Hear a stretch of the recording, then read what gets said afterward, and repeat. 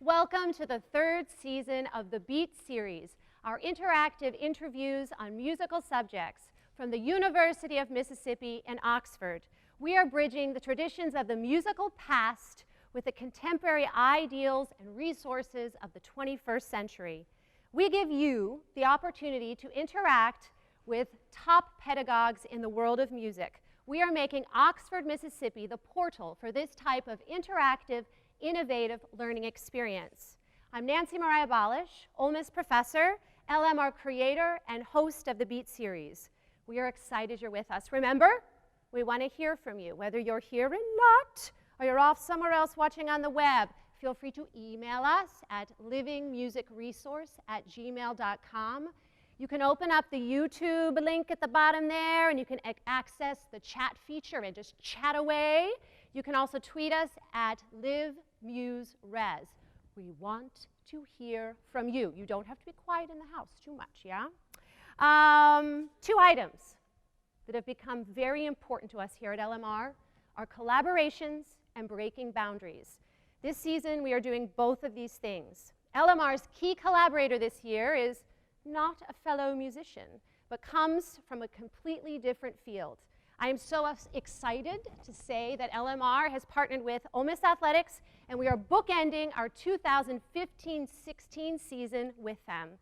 Today, we are kicking off with a beat, focusing on baseball and music. What do they have in common? We will continue to investigate this subject throughout the academic year, and then in the spring, we're going to have a big fundraising concert event where we'll have a documentary premiere. But first, let's focus on today. Let's get ready for the beat. Let's do it.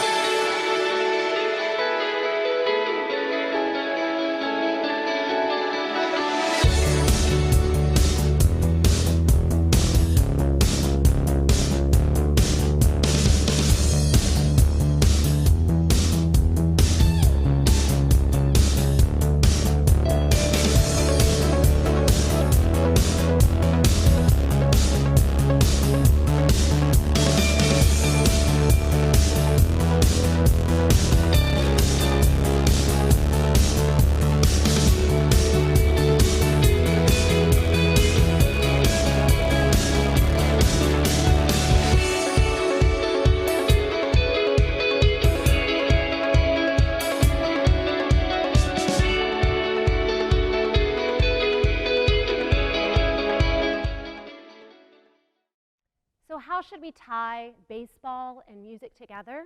Who really knows the many similarities? We are going to explore these two subjects through Brady Bramlett, Ole Miss singer and Ole Miss student baseball athlete. And we're going to do this also with the help of his coaches, Mike Bianco, Ole Miss baseball coach, and Donald Trott, director of choral activities here at Ole Miss. Brady's musical and athletic talents are immense. And I have to say, his character is also exemplary. Will you please help me welcome our very own Brady Bramlett?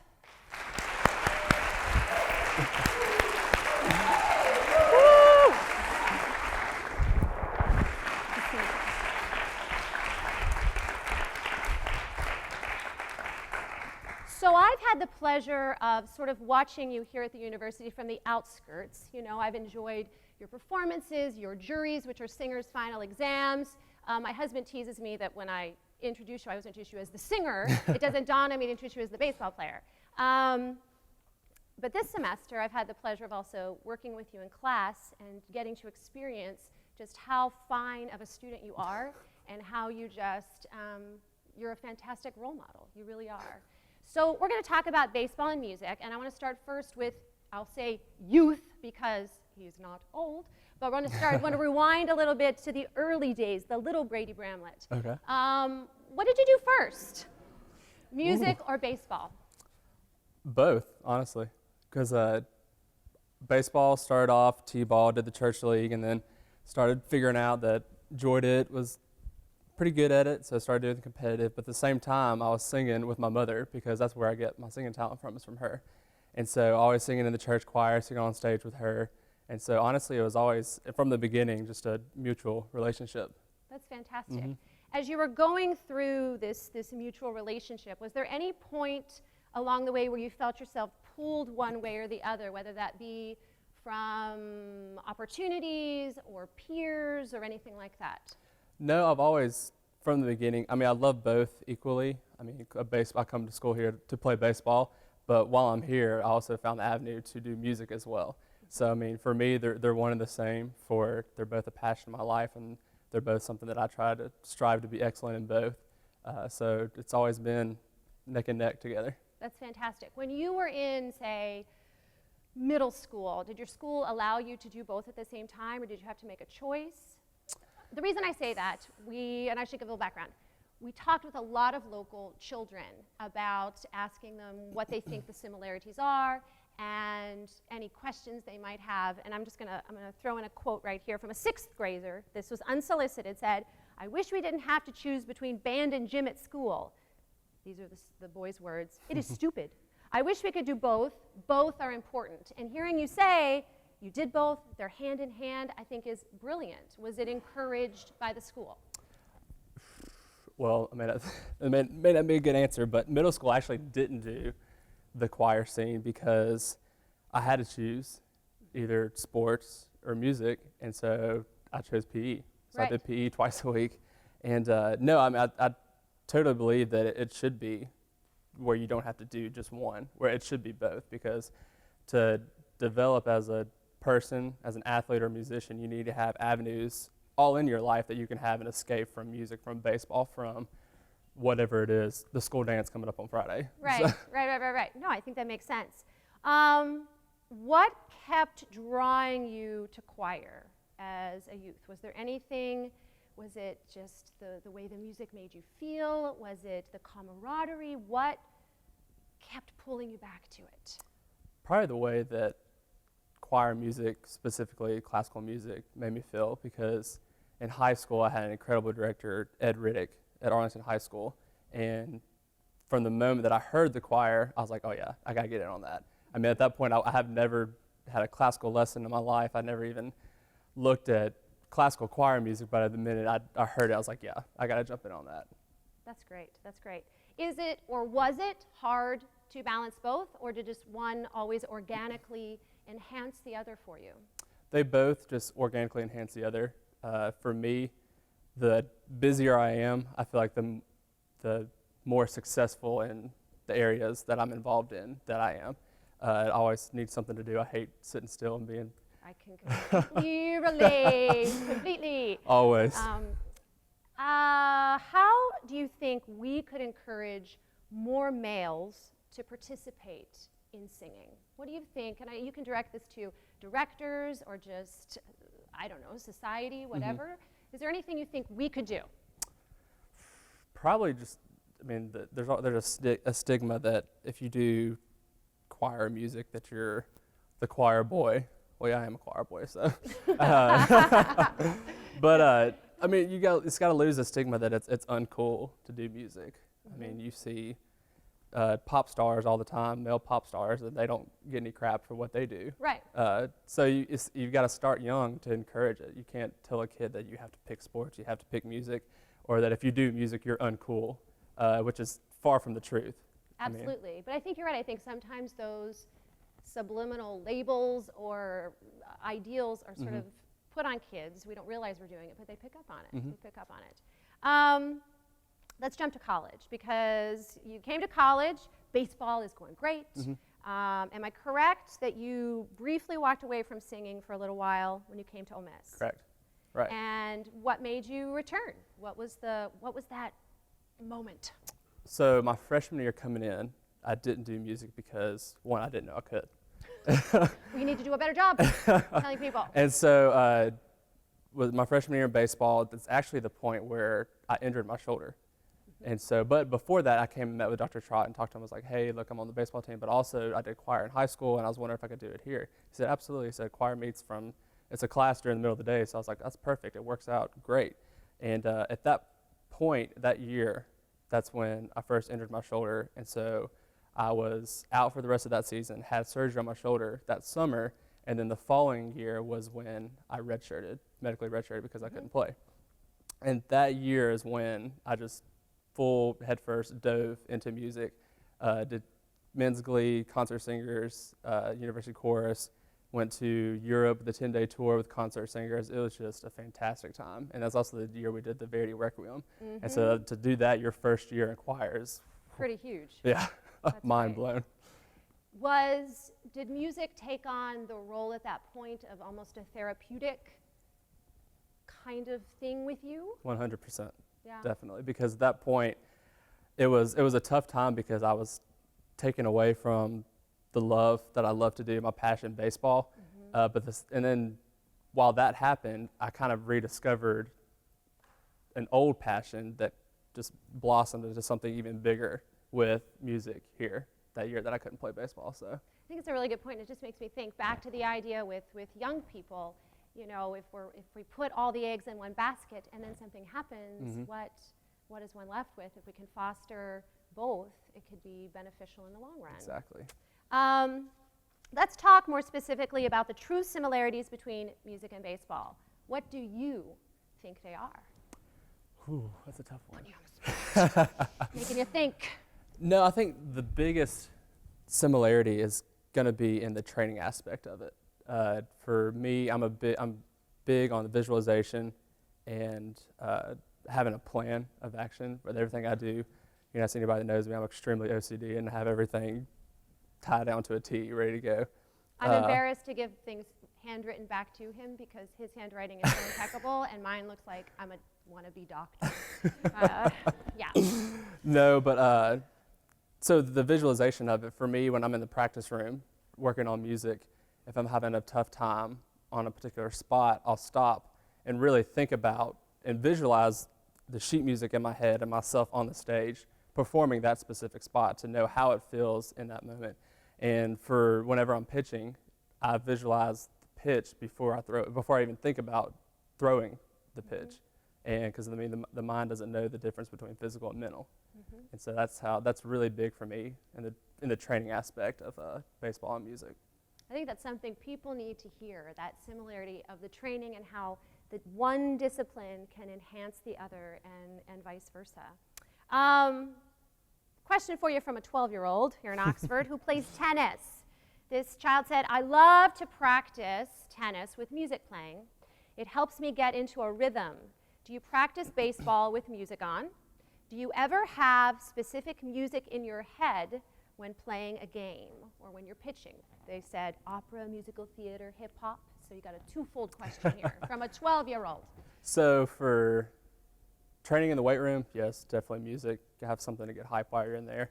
And not during practice specifically, like for bullpens, I don't have music playing, but my like pregame routine for the days before I start, I have a playlist that I listen to specific songs on that playlist. I have to listen to it all the way through. I have to be sitting in the exact same spot. I love it. Start at the exact same time. It ends at the exact same time. But it's a mix. It's hard rock, pop, hip hop.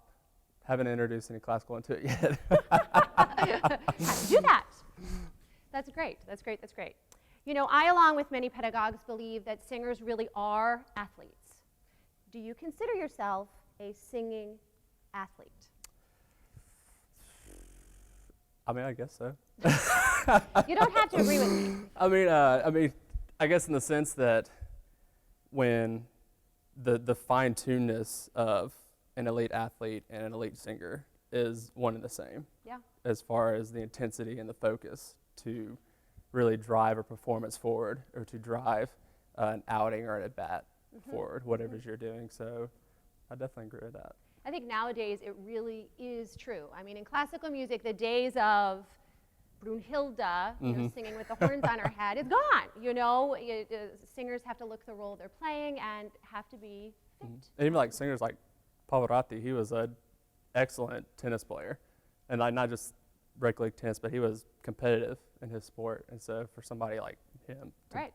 play a sport too, it's how do you not make the connection? Yeah, it's true. It's true. It's true. Okay, is there anything you wish singers or faculty members would understand about being a student athlete?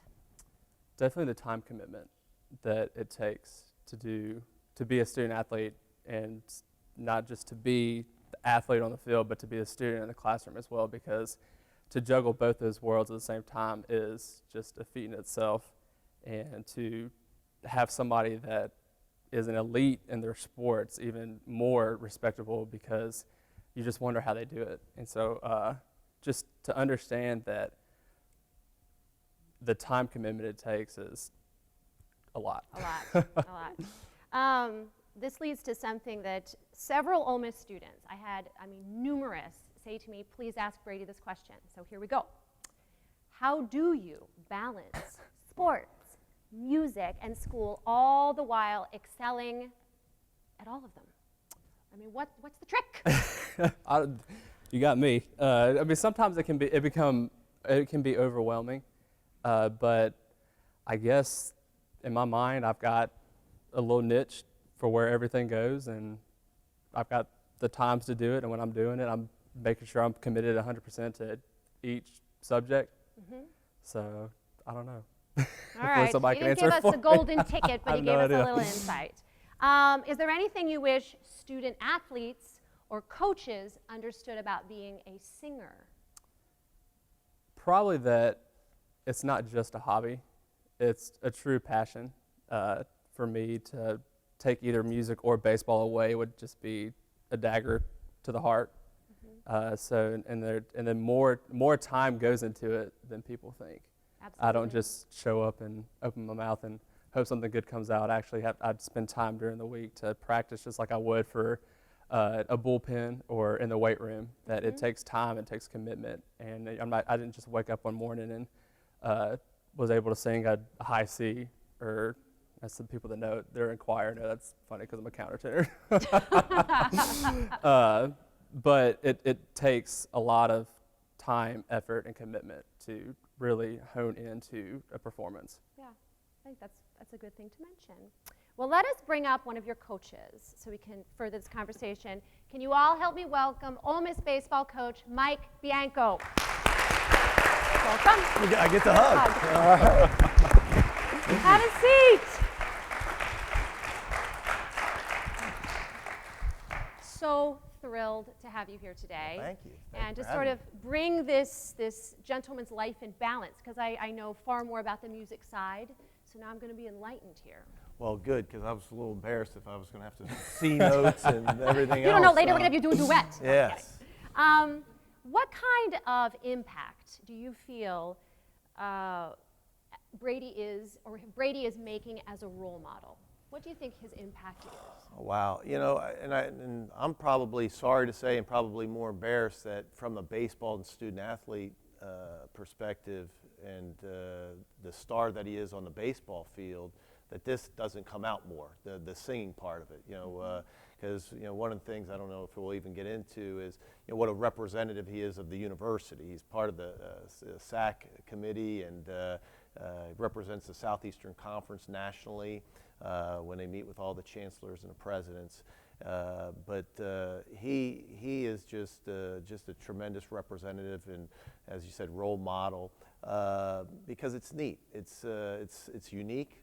We've never had a baseball player here that was a singer and that can do what he can do. Right. And I think his teammates, were he's singing the national anthem, or they see him at a football game singing the national anthem. I think they're very proud that that's our guy. Right. Doing that. And he was answering it earlier, and I think one of the things that's when you talk about singing, it takes a lot of guts.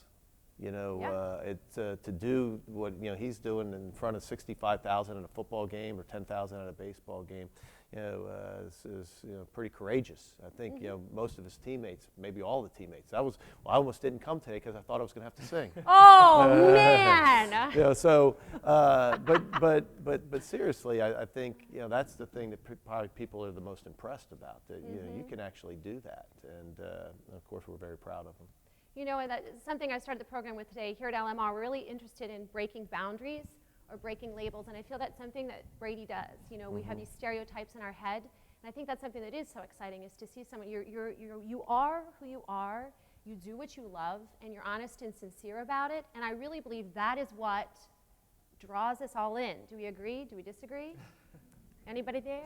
Yeah. No doubt. I agree. I really No doubt. think that is. What do you think are the most positive effects that sports can have on children? There's a lot of different effects, and I think sometimes it gets polluted now with travel baseball and travel soccer, and the competitiveness to where I think sometimes parents mess it up for the kids. Yeah. But the truth is there's lessons to be learned there in winning and losing, and work ethic and teamsmanship, and losing is a good thing. Absolutely. To learn to lose, and not just lose graciously, but to understand that's part of it, that you're not always going to win, it's not always going to go your way, to be able to handle adversity. Let's face it, life's full of adversity with whatever you do, and it's I think children, when they're playing sports, learn at a very young age. I think one of the reasons that I believe that college athletes are so valuable in the business world is because they do something different than the regular student or the regular student. They may have a business degree just like the regular kid that goes to that college, but Brady's got to pitch in front of 10,000. And although it works out for him a lot of times, it doesn't always work out. Right. And it's tough to fail. But it's especially tough to fail in front of 10,000 or on national television, and literally in front of millions. So I think to be able to handle the adversity, I think that work ethic and that teamsmanship, these are things that you can get in other things, but I think when you look around, like here in Oxford, where they have different complexes where kids can play sports, it's these kids are learning life lessons, not just getting a trophy. Absolutely, absolutely. And I want to brag on you and other coaches here at Ole Miss. I think something you were saying, participating in a sport then sort of sets the student apart once they're in the real world. But I think here at Ole Miss, from the outside looking in, it just appears that you do such a great job in nurturing and encouraging the person, not looking at them just like you're our athletic commodity, produce. Wow. And I think that happens a lot of places, and it's really refreshing how you do really support the person, and I think that speaks a lot of your integrity and Ole Miss athletics. Well, you're very kind, but just like the commercial, they're usually going to become a pro in something else besides the sport, and Brady will probably have the opportunity to be a pro in both. But he realizes that you can't play baseball. He's going to sing a lot longer than he's going to be able to throw a baseball. Right. And all our guys know that. And although there's nothing wrong with having that aspiration, I think it's great to have a goal to play in the major leagues, just like it is to be a great singer. But to also realize that it's not going to last forever, and we all have to put down the bat or the ball at some point, and hopefully while they're here, they're getting a great education at a great university, and they're learning some things that will last them a lifetime. Absolutely, and that's the same with music. One cannot have a perpetual singing career. Singers have to find other things to do, or how do I make that living in the music business? Curious, no judgment here, but did you ever play a musical instrument or sing?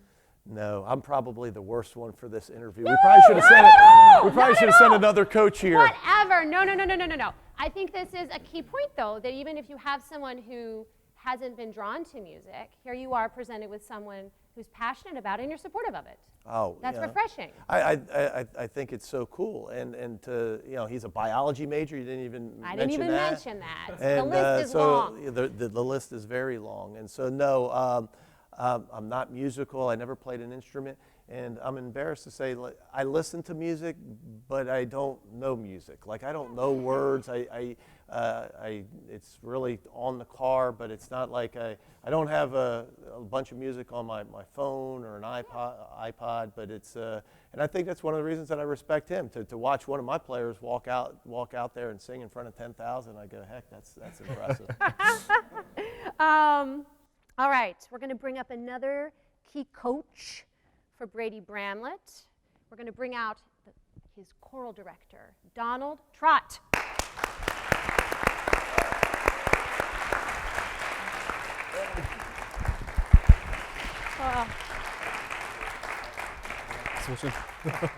I'm sitting here with greatness. I got these three amigos. Wow. So, Don, right out of the bat, I want to ask, what do you think are the parallels between sports and baseball, sports and music? Yeah, I guess I would approach it from being the manager side, so to speak, and I look at it from that perspective. And actually, I thought about it many times, the relationships. And there are many, in that from an organizational standpoint. Because it is unique, we kind of start with a facility. You got to have a unique facility for both. And then as the leader, you have to come up with everything that goes into the whole package, from the organizational aspects of budget, administration, and then recruiting the talent and deciding on who's going to do what. So all of that falls on the leader, on the leadership. And then the parallels too between the students, the student talent. The leader's going to place them where they're going to be, finding that talent and bringing them here and trying to give them the experience, that you want them to have once they do get here. So I think the parallels are many. And then as you've heard before, the idea of practice to performance, is great. How many practices do we do for a single game, a single performance, and then the whole idea of both are age developed. They are from youth to adult, and in every aspect, you can be trained to different degrees of how much training you want to put into it as you grow up. But it's that youth to age development, and so I think the parallels are huge. Mm-hmm, mm-hmm. Very good. Why do you think Brady is so successful on and off the field? I'm thrilled, that to have Brady in the choir and have Brady come into my life. As a choral director, our recruiting, it's much easier to find sopranos than it is tenors. Yes. To start with, I can that. find 10 sopranos for every tenor. So our whole life, every year, is recruiting new singers. And then, just like Coach Bianco, he has the youth camps. It's inspiring youth to do sport and to be active in things. And so, I'm always looking to inspire youth male singers to want to do it. Right. Because once they get beyond what I believe is just the United States kind of cultural thing of males not wanting to sing, somehow one day we'll get through this and we'll have more Brady Bramletts who find in choral music, in singing, something that really triggers them to love it and want to do it, and that's the reason they do it. Mm-hmm. And so for me, here's an athlete, a singer, who is way beyond that stigma. Right. And he loves both, and he does both with a passion. And not only does he sing, he's an experienced choral singer. He comes from Arlington High School, where they had a great choral program under Ed Riddick. And so he comes into the choir, he knows every aspect about being a choral singer, from posture to production to have your pencil, and makes every mark that we need in the score. Right. And Some so, days. Don't tell him otherwise. Yeah, right. It's a bubble. But he really has a passion for it, and he has a great understanding of it, and he's a high-level singer. Absolutely. He is the perfect poster child for that recruitment. He really for is. young Yeah, singers, absolutely. yeah? Absolutely. So, Don, did you ever play a sport? Well, you know, I was a child of the '60s, and it was either baseball and football. You know, we never knew what soccer was, so I did baseball growing up, loved it. You know, and one of the great disappointments in my life was I tried out for the baseball team in high school, didn't make it. But as we're talking about lesson learning, I had nothing to do with that. Thanks for clarifying. Just everybody looked at me. This is in Virginia. I told him to keep you. You know, dealing with disappointment. Sure. Learning to deal with disappointment at an early age is a good thing. It hurts, but it gets you ready for the future. oh my gosh, yeah, and I think about it often. So I didn't make that, but my friends were on the track team, so I went out for the track team. And how'd that go? I loved it. I had a great Good. time. Wonderful. I really enjoyed being part of a team. That's fantastic. Yeah. What do you think are the most positive effects of students joining choir? Again, I think it's a lot like the reward they get from being a part of any group activity. And I think it's so healthy for anybody of any age, really, to be involved in various groups and interacting with other people. And that's what a choir does. But it's coming together like what groups do usually for a common cause. And so I bring my individual talent, my individual energy, and then I contribute then what I can to the group and for the group effort. And certainly that's what choir is. You know, it's a total group effort. It needs everybody there all the time, on task all the time. And I think it really kind of, for people, students, it really breeds that understanding of I have to be on task every day, not just Monday, Wednesday, Friday, or days I choose. Right. And I think that's what leads over into academics, you know, is being on task all the time.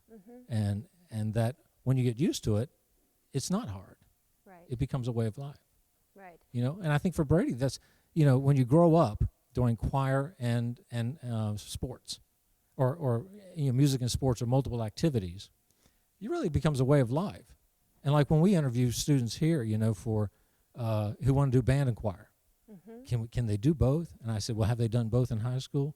And they'll say, oh yeah, we've been doing it for years. I'll say, well, it's not going to be any different, really. You know that way of life, and that's going to just continue once you get here.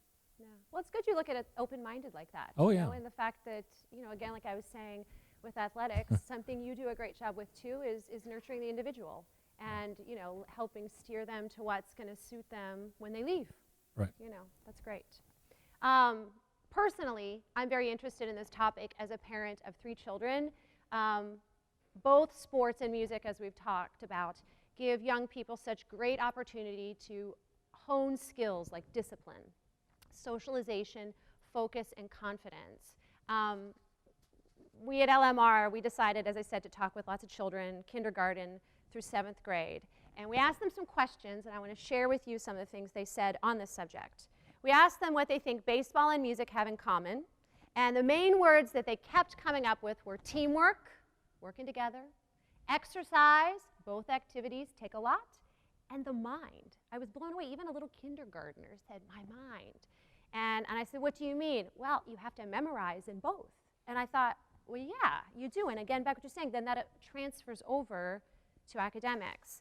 We asked the kids what a baseball player could learn from a musician, and these were my 3 favorite responses. 6th grader, music could relax them. 7th grader, playing an instrument or singing would give them better rhythm that they could apply to their throwing and swing movement. I loved that one. Takadimi. Okay, 4th grader, this one's the best. I play baseball and the piano. When I play the piano, I think about running around the bases as I move my hands. When I am at bat in baseball, I think about my piano fingers and hit much better. What do you think about that? I need to try that. We've tried a lot of things, but we may be ordering a piano and a baseball program soon. I don't want to sound stupid about baseball, but I would think you don't want to be tense, right? Correct. So that I thought that was brilliant. What did I say? 4th grader, thinking I need to keep it free. Can you elaborate on that a bit? And what I would say is sort of that the combination of tension and relaxation, meaning muscles engaged versus muscles relaxed in baseball and singing. I laughed because I thought you were about to ask me about hitting. I was like, I'm the wrong person to ask that. No, but I mean, that's definitely true. I mean, the more tense you are, it's not going to work. You got to be loose and fluid. I mean, one of the best ways, I mean, to throw harder is to be the more loose you are, the harder you're going to throw. And when you tense up, I mean, it's not going to be anywhere near the full potential that you could have. I mean, the same way. I mean, I talk a little bit about it at the plate. I mean, if you're tense at the plate, then there's no way that you're gonna make contact with the ball. You gotta be nice and loose and confident, and still know what you're doing, but still gotta have that looseness about you. Mm-hmm. But so breathing, is this common denominator here between singing and baseball. I mean, every time I see a batter go up, they step out, they take a deep breath to relax them before Brady pitches. He takes a deep breath right before every single pitch, And the same thing for the singer, it's always going to be about the breath, or there'll be no tone. Right. And it's all about having to learn to do that. Mm-hmm. We can't be a tense singer, or the tone is not what we want it to be. Right. So it's very similar. I love that parallel. That wasn't on my paper. I love it. I love it. Then we asked the children what musicians can learn from a baseball player. Fourth grader said, keep your eyes on the music just like keeping your eye on the ball, not the keyboard or your actual instrument. Thought that was good advice. That was a different fourth grader. Another sixth grader, it would be good to get the focus of a great baseball player. And a seventh grader said, use your whole body like an athlete when singing, not just your brain or voice. That's a good one. I thought those were insightful, and I want to put you on the spot with that one there too. I mean, when you're, as I said, I believe true singers are singing athletes, and I think this idea that it is the entire body. Do you feel that gives you a leg up on your singing, this idea that you do understand so much of how the body is working and what's happening? Definitely, I think because Dr. Bradley Robinson, he's my private voice coach, we talk about all the time in lessons that you have to have that anchor, that if you're not anchored when you're singing, then the sound's not going to be what you want it to be. Right. And by that, I mean your anchor, you feel it from bottom down, from your heels all the way to the sound coming out from the roof of your mouth. And so that if you don't have that foundation, that you're not going to be able to give the best performance possible.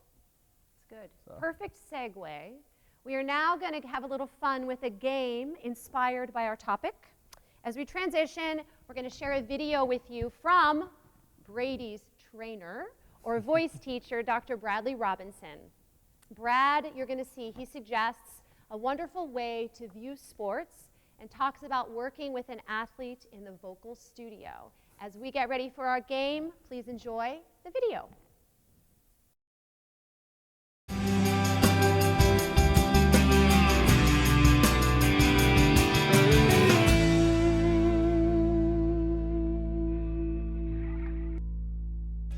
I view singing, of course, it's an art.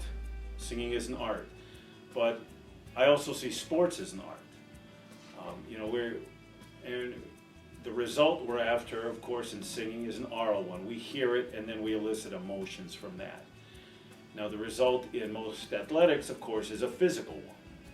But that anyone would doubt the art in that, I think, hasn't really studied sport deeply. In Brady's case, his wind-up and his delivery is just so fluid. We've done that in the studio here. I've had him get on one end and go through the entire wind-up and delivery in here several times, just trying to see what the body's doing, how we can incorporate that in the singing as far as where he has the most fluidity. And with those long legs, believe me, I had to put him all the way at the end of that wall, and I was afraid he's going to go through the window. But we talk about the beauty of training an athlete in singing is there's so much you don't have to do. It's great because they understand process.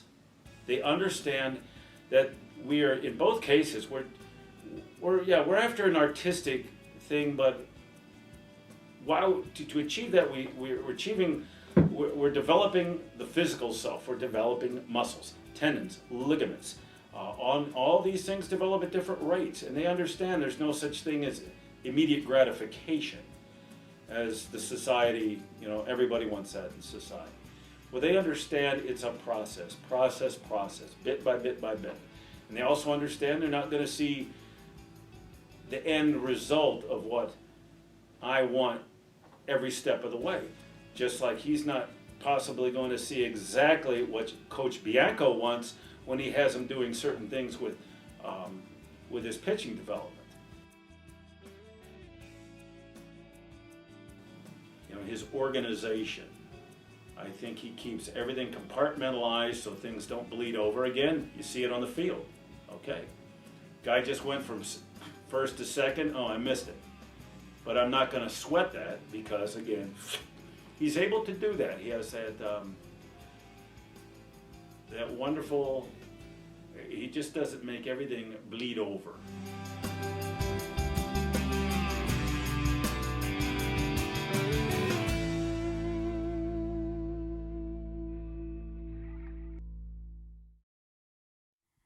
All right, now we're gonna play our game. Okay, so you've probably played charades or catchphrase before. Well, this one we're gonna play today is called Show Me, and this has been it's a concept because we're going to use our hands or our bodies to show our teammate what the word is, and we thought this would be relevant because both Coach Bianco and Dr. Trott use their hands and gestures to tell their players or their singers what they need to do. So we're also going to do something else really fun too. We're going to do a little walkout song like baseball players do. I'm sure you're familiar with that if you've been to the baseball game. So I'm going to introduce them and we're going to play their song. And first up, we've got Brady Bramlett.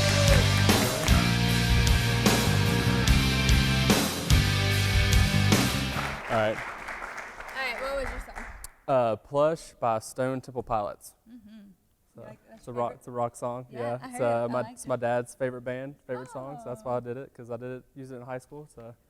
Love it, love it. And next up, he's the head coach of the Ole Miss baseball team, Coach Mike Bianco.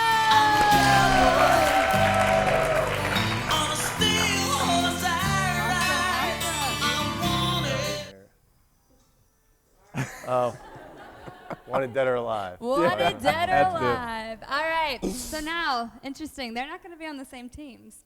So we're going to have to bring out your teammates. So first, and actually let me give you a little preview. Brady actually picked out these next walkout songs for our next two contestants. So we're going to bring out, he's the head of Ole Miss Choral Activities at the University of Mississippi, Dr. Trott.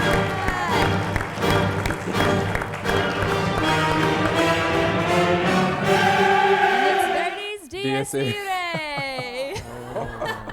Very intense. And Dr. Trott, you're going to be with Brady for this. All right, and last but not least, our LMR creator and host, Nancy Mariah Balach. Champagne's feeling, you should taste it. I'm so fancy. Walking out to You Fancy that you're I'm in the best. All right, so here's how we're going to do it. Miss Balach and Bianco are going to be on the same team, and Dr. Trott and Brady are going to be on the same team. Have we decided who's going first? I'm going first. All right. Perfect. So here we go. You guys can have a seat. Sit. I'm over here. Perfect. All right. This is our playbook. Show me. All right. So what you're going to do is you get 20 seconds. You got to stand far enough because you're tall enough you can see. Oh, No, yeah. I'm saying we got to put a line here. He's Oh, too yeah. tall. He's going to be able to sit. So in 20 seconds, we're going to see how many you can guess. You can guess from her. Gotcha. If you think you can't get it, or if you think you're not going to be able to give it to him, you skip, but you're going to lose a point. Okay. Cutthroat. We'll see who is the best at Who's showing. timing? Yep, here we go. We got Okay. our timer. Everybody All right. official timer. All right, ready? Here we go. Bite. Chew. Hot dog. 7 o'clock in the morning, 7 a.m.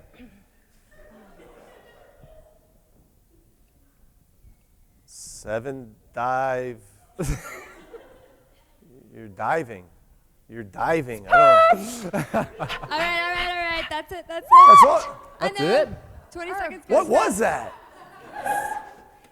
7th in, I was trying to do inning stretch. Oh. Didn't know that was inning. I think I'm going to be booted That's off all the right. team. That might have been my I'm going fault. to be booted. 1. That's bad. Urbagur. Okay. So team 2. Here we go. All right. Oh gosh. Well, no, there's another round. We're gonna do a gonna round. We're gonna switch. Tides have turned. I'm on this side of the podium. This I don't now. know what I've done for All inning. right. Oh yeah. I don't know what I would have done. All right, All right. Are you guys ready? I'm ready. Timer, are we ready? Ready? All right. Here we go. Walking. Seriously? 1. Single. Singular. Pass. Do it again. Short. Yes. Time. I know. That's I so know. fast. Seriously, they got walk? It goes so All right, we got it. We got it, Mike. Let's All right, do so it. it's 1-1. Keep this. Is it 1-1 or 1-1. 2-1? You guys have one? We have one. They have one. Okay. Yeah, 'cause I All right, passed. All right, I'm They have ready. 2. We got 2. No, but no, they Passed. they passed one. They get a -1. But yeah, because we passed. Yeah. 1 to 1. There you go. All right. Okay. All right. So this is tiebreaker.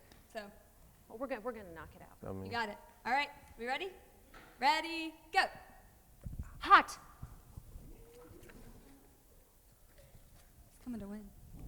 Fly. Flap. Bird. Birdie. Coat. Jacket. Dang. All right. Time. Safe.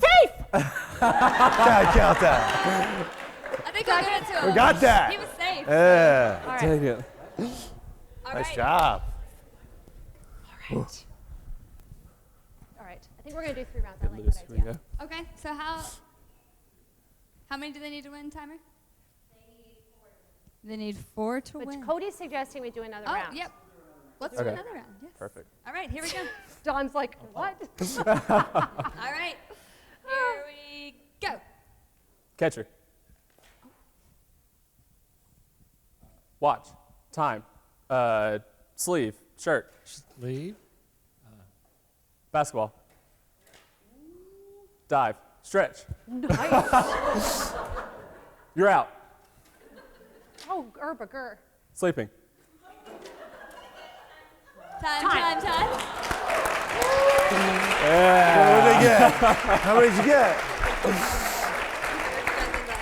So Sheila, are you keeping score here? 6-4. Okay, 6-4. Do you want to give or receive? I think we did better with you giving. All right, I'll give. Oh. We only have 4, Sheila? This is not going to be good if we lose. I will have burnt a bridge. Yeah, okay? this is no good. All right. We good? All right. Ready? Go. Mustache. Tall, high. Catch, mitt, glove. Lift, pump, weights. Weightlifting. Flute. Nice. Time. How about that? All right. All right, you guys. What do we What is have, this? Katie? What do we have? 9. And they have 6? Oh, Ooh. no. All There right. better be a 7th inning stretch in there or something. Yeah. All right, here we go. Y'all didn't get Ready? that one. No, it's hard. All right. Ready? And go. Trombone. Pitcher. Throw. Fastball. Curveball. Palm. Wind up. Basketball. Pass. All Stop. right, time. I think we got him. Oh. Do we get it? Love it. Do we get it? What is it? I think we won. All right. Heck yeah, we won. All right. All right. I was trying to say ball. I was like, you're all around it. Nice It job. was ball. So, Well, you sure you could have gave him? He got it. So, you know, I've said this before on a live stream. I'm really not a fan of giving everyone a prize. But since you are guests in our this is Oprah now? house, yeah, this is my Oprah moment. Yeah. So we all get a car? Yeah, everyone gets a car. No.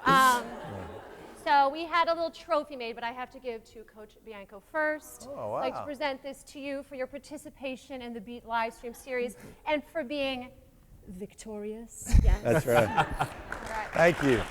And then for Dr. Trott, a colleague that it is an absolute pleasure and delight to work with, I want to give this to you and thank you. And for our very own Ole Miss exemplary student, goodness gracious, the list could go on and on and on and on. But just, I want to say, amazing person and role model, present you with this trophy to commemorate today. So let's give him a hand. And exciting stuff. Where are our prizes? Before we bid adieu, we can have a seat for a second, gentlemen, if you would like. We have some prizes to give out. Please look if your seat has an LMR business card attached to it. The first person to raise their hand will get the first prize. What'd you say? Oh. Anyone? Anyone? Someone. There should be 4. There should be 4. Look at the seat next to you. Really? Bortles, start looking around. Yay! We have a winner. First winner. We're going One to get winner a there. baseball signed by Coach Second Bianco. May I toss it to you gently? Woo! Second winner, Miss Amanda.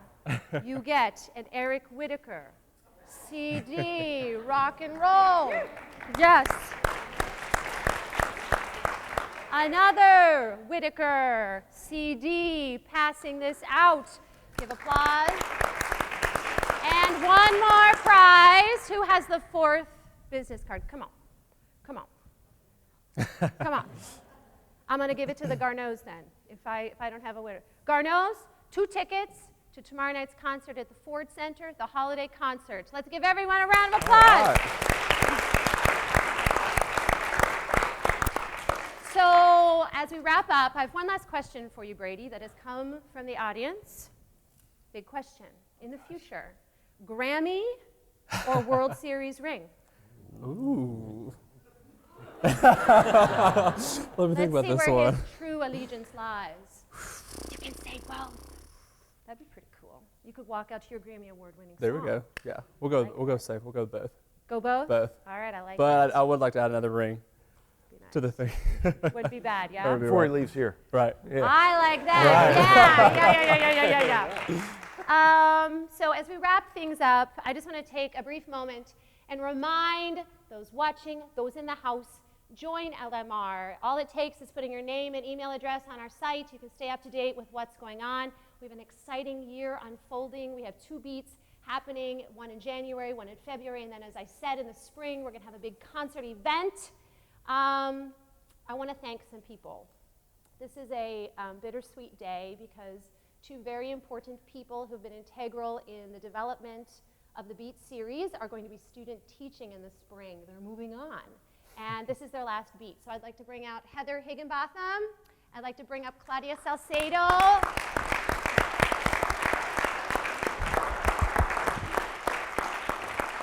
I cannot say enough how I'll use my word, fantabulous. It doesn't make me sound intelligent, but I don't care.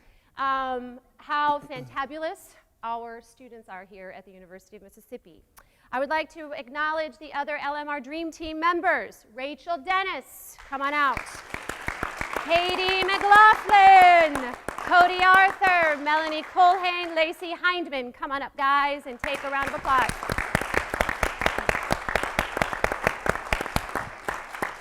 And then I want to thank the music department and my chair, Robert Riggs, for being so supportive of the Living Music Resource. I want to thank athletics and very specifically Jennifer Saxon. You're fantastic, and it's been a pleasure working with you. Give her a hand. And I want to give a thank you to our technical advisor, Charlie Miles, who's over there working off to the side. And I want to thank Mike and Don for doing your part and taking part in this event. And I want to thank you, Brady Bramlett. I want to thank you, a young man of integrity, humility, and talent who excels on and off of the field and stage and in and out of the classroom. I personally want to thank you on behalf of the University of Mississippi. Give him my hand.